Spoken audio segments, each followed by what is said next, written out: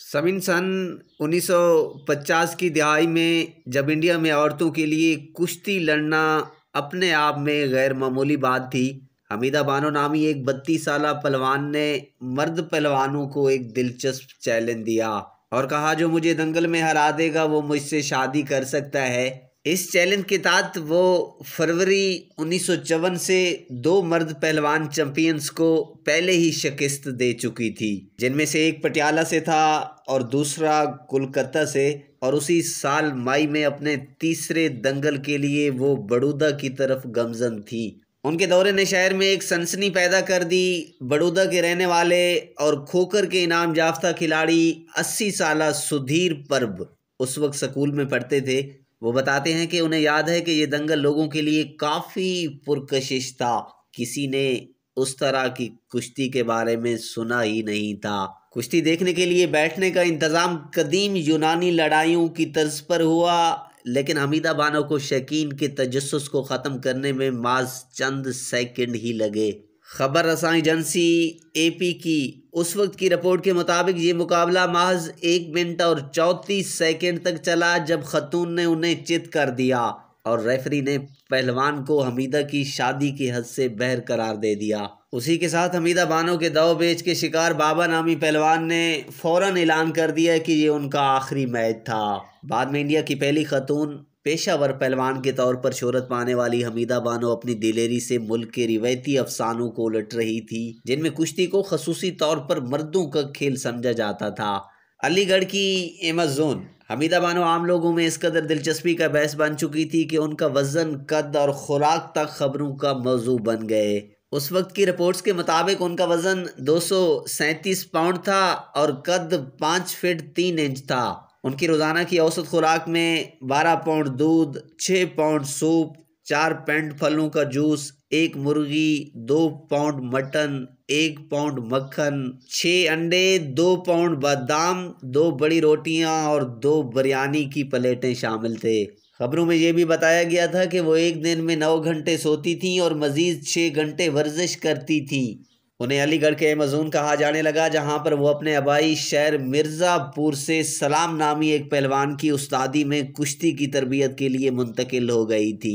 हमीदा बानो के रिश्तेदारों से बातचीत से ये मालूम होता है कि हरीफों की कमी के अलावा माशरे की कदामत पसंदी ने उन्हें घर को तर्क करके अलीगढ़ मुंतकिल होने पर मजबूर किया था। 1954 में लोग ज़्यादा कदामत पसंद थे। लोग ये मानने को तैयार नहीं थे कि ऐसी कुश्ती हो सकती है। शहर में उनकी आमद का ऐलान तांगे और लारियों पर बैनर्स और पोस्टर लगाकर किया गया, जैसा कि फिल्मों की तशहीर के लिए किया जाता था। अगरचे उस वक्त के अखबारात में ये वाज़ेह है कि उन्होंने बाबा पहलवान को हराया। परब कहते हैं कि मुझे याद है कि वो इब्तदाई तौर पर छोटे गामा पहलवान से लड़ने वाली थी, जो कि लाहौर के मशहूर गामा पहलवान के नाम से मंसूब थे और जिनकी सरपरस्ती बड़ौदा के महाराजा करते थे। समीन याद रहे, नवाज शरीफ की बेगम कलसूम नवाज गामा पहलवान की नवासी थी, लेकिन गामा पहलवान ने आखिरी लम्हात में हमीदा बानो से कुश्ती लड़ने से इनकार कर दिया। पर बताते हैं कि उन्होंने कहा कि औरत के साथ कुश्ती नहीं लड़ूंगा। हमीदा बानो की शोहरत के बारे में बात करते हुए इंडियन मुसन्निफ ने अपनी 1987 की किताब आलम में इंतखाब दिल्ली में लिखते हैं कि उन्होंने यूपी और पंजाब में कई कुश्तियां लड़ी थीं और दूर दराज से लोग उन्हें और उनकी कुश्ती को देखने के लिए आते थे। उस वक्त के रिकॉर्ड से पता चलता है कि हमीदा बानो ने 1954 में मुंबई में रूस की मादा रीच कहलाने वाली वीरा चिस्तलिन को भी 1 मिनट से कम वक्त में शिकस्त दी थी और उसी साल उन्होंने यूरोपी पहलवानों से कुश्ती करने के लिए यूरोप जाने के लिए अपने इरादों का ऐलान किया था। हमीदा बानो का यूरोप जाने का ऐलान उनकी कुश्ती के कैरियर से ज़वाल की वजह साबित हुआ। उनके पोते फिरोज शेख, जो कि अब सऊदीया में रहते हैं, वो बताते हैं कि मुंबई में गैर मुल्की खातून उनसे कुश्ती लड़ने आई थी। वो दादी से हार गईं और वो उनसे मुतासिर होकर उन्हें यूरोप ले जाना चाहती थीं, लेकिन उनके ट्रेनर सलाम पहलवान के लिए ये ख्याल काबिल कबूल नहीं था।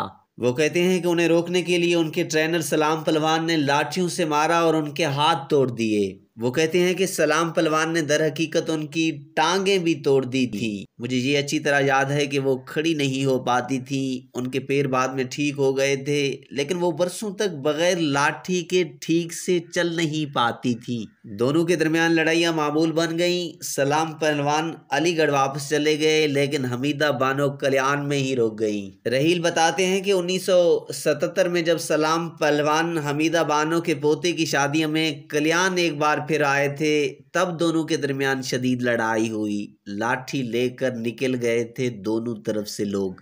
हालांकि सलाम पहलवान नस्र और रसूख के मालिक थे, उनके रिश्तेदारों के मुताबिक उनकी सियासतदानों और फिल्मी सितारों से कुर्बत थी और ख़ुद भी एक नवाब की तरह ज़िंदगी गुजारते थे। लेकिन फिरोज़ बताते हैं कि सलाम ने हमीदा के तमगे और दीगर सामान बेच दिए, जिसके नतीजे में जब उनकी आमदन का ज़रिया ख़त्म हो गया तो उन्हें काफ़ी तंगदस्ती का सामना करना पड़ा। समीना, हम आपको ये भी बताते चलें कि तारीख ये भी बताती है कि उनके ट्रेनर सलाम पहलवान ने हमीदा बानो से शादी कर रखी थी। समीना, आप भी इस वीडियो के बारे में एक कमेंट ज़रूर दीजिएगा।